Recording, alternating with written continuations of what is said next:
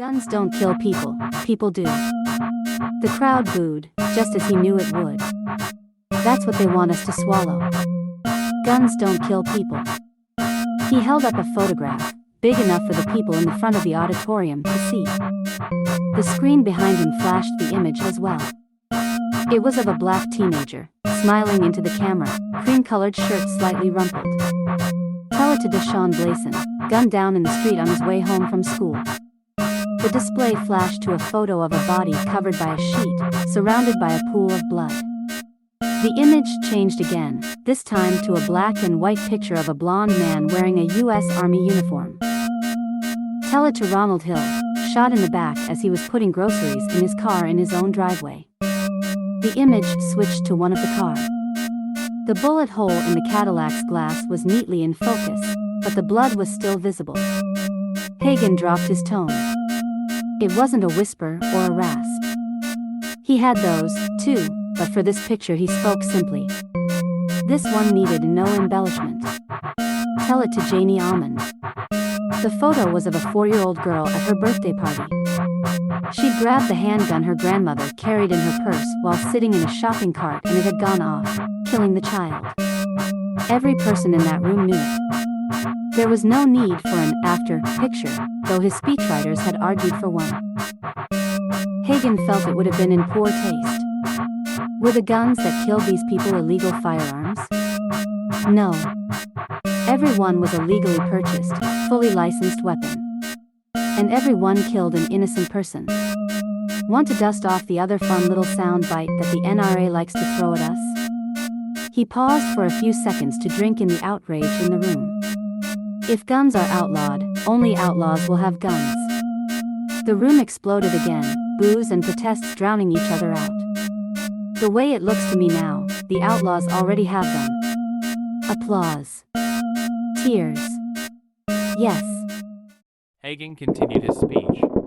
He gave them the stats about gun ownership and accidents, about rising police fatalities, and about how easy access to guns had facilitated the tragedies at Columbine, Virginia Tech, and so on. When he finished, the room gave him a standing ovation. And then came the part he hated. The walk to the car. The press. The protesters. The protesters were out in force. They wore uniforms: police, army, navy, marines, guard. They wore t-shirts and carried signs. They rode motorcycles, or drove sports utility vehicles or jeeps. Hagen ignored them as best he could. They started chanting, "Where were you in '92? Where was I in '92, anyway?" He got into his car and left the parking lot. He checked his watch. A little time before he needed to be home. Enough time to indulge. He headed for the igloo. Kosovo, maybe? One of those places.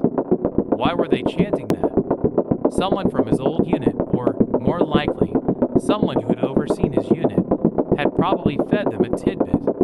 Mentioned what he'd done for God and country, probably embellished a little. A couple of minutes with the internet, one conversation with some frustrated career officer who met Hagen's unit once, and it wouldn't be hard to think Hagen was James Bond. He pulled his right hand into a gentle fist. He couldn't feel his palm. He still had no sensation in his fingers on that hand. Some super soldier. He made a right turn and swung into the dirt parking lot. The igloo, a lumpy fiberglass structure only vaguely igloo-shaped, was sweating in the summer heat. He walked up to the counter and knocked on the plexiglass. A kid no more than 15 answered. He looked flushed, and Hagen wondered whether he was alone back there. He chuckled. This place had been around since he was a kid, and although the employees' faces changed, their habits didn't.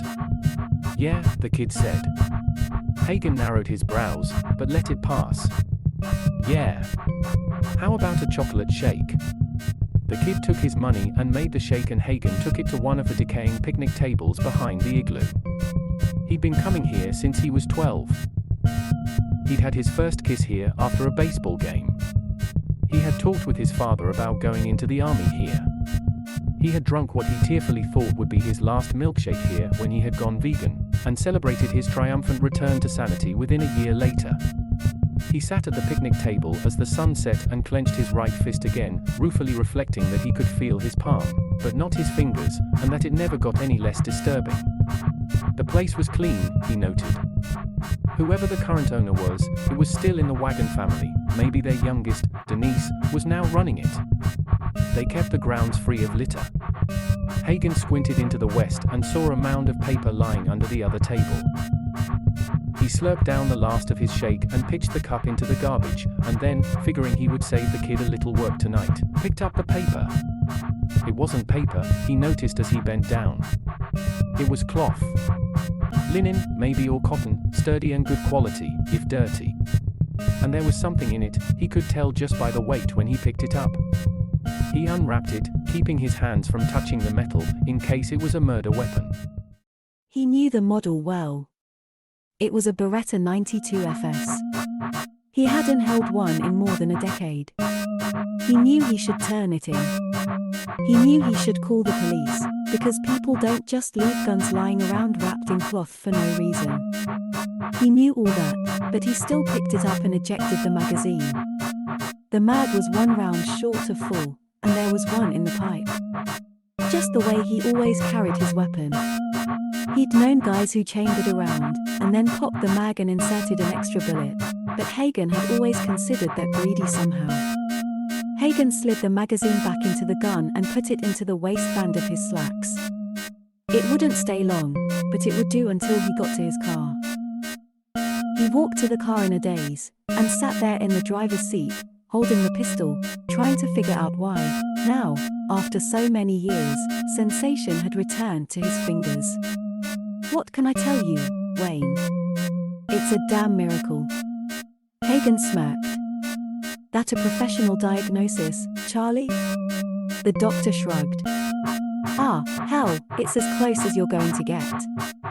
I guess the more likely explanation is that the nerve damage wasn't as bad as we thought, but you know as well as I do how extensive it was. Yeah.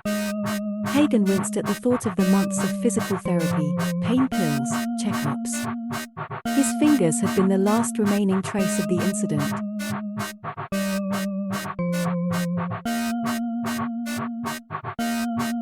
Actually, I've got another thought. Charlie pulled his stool up close to Hagen and leaned in. Wayne, could it be that there's some part of you that hasn't dealt with what happened? Charlie, fuck off. They both laughed, but the question lingered, so Hagen answered it. All the work I've been doing the past few years, you think that's because I'm not dealing?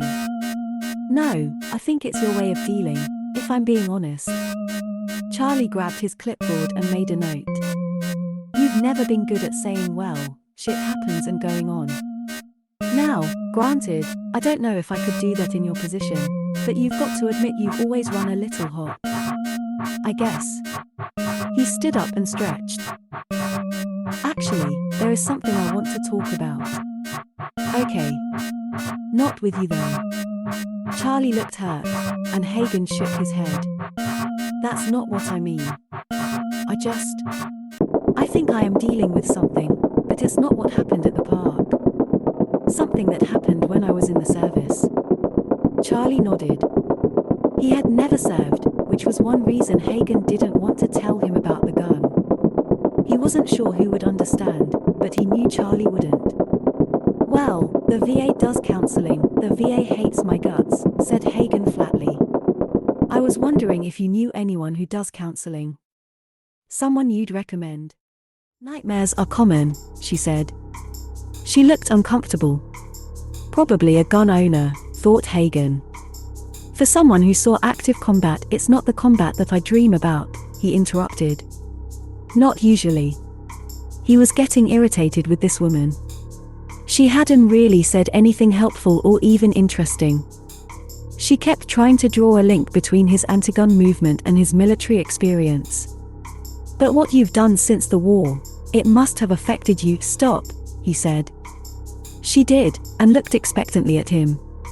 I did not become active in the gun control movement because of the war, as you call it. I became active in gun control because within a month of being back in my country, I was shot 7 times while I stood in line to get a hamburger because some asshole picked up his dad's gun and decided today's the day. Hagen looked down at the floor. It was the first time he'd repeated that phrase since it happened. He hoped the therapist wouldn't press. Of course she did. Today's the day. Yeah. Hagen fiddled with his pen.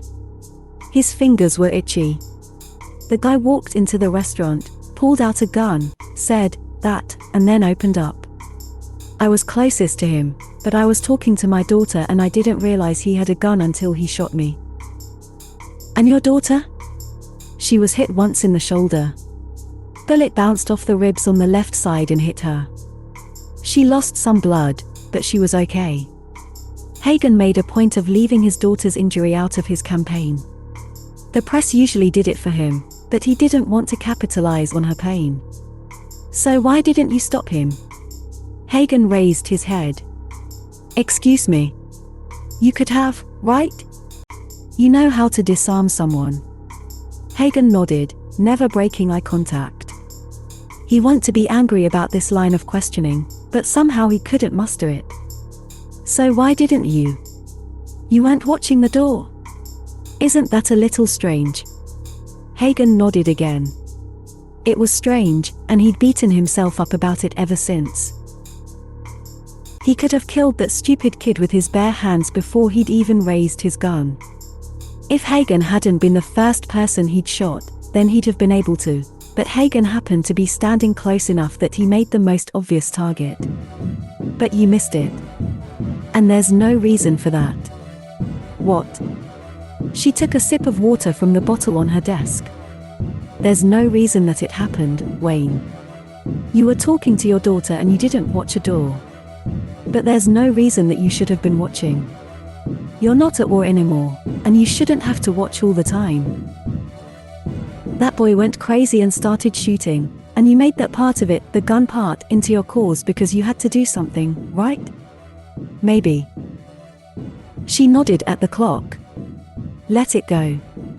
Make another appointment, if you want. Hagen didn't. The dream started the same as the others. Back in Kosovo. It was Kosovo in '92. The unit had just been deployed to clear out a building. High-level enemy figure there, and Hagen's unit needed to get in, quick and quiet, grab or shoot the guy and get out. They had done it in 22 minutes. But in the dream, it was different. His men weren't armed. The enemy popped up with AK-47 knockoffs and opened fire. His men took cover, but they had nowhere to go. The insurgents came forward, never stopped the barrage. Lyman died. Ridley. Admanksi. Mahalik. Closer and closer, until Hagen heard bullets whizzing over his head. They'd surround him, they would all fire, and he would feel every bullet grinding him to pulp, just as he had on that horrible day at the restaurant. But this time, he reached down and realized he wasn't helpless. He pulled the gun from his holster. It was the gun, the one he'd found in the cloth. He fired 4 times, and 4 men lay dead. He woke up and pulled the lockbox from under the bed. He opened it and took out the gun. "Where did you come from?" he whispered. Something answered.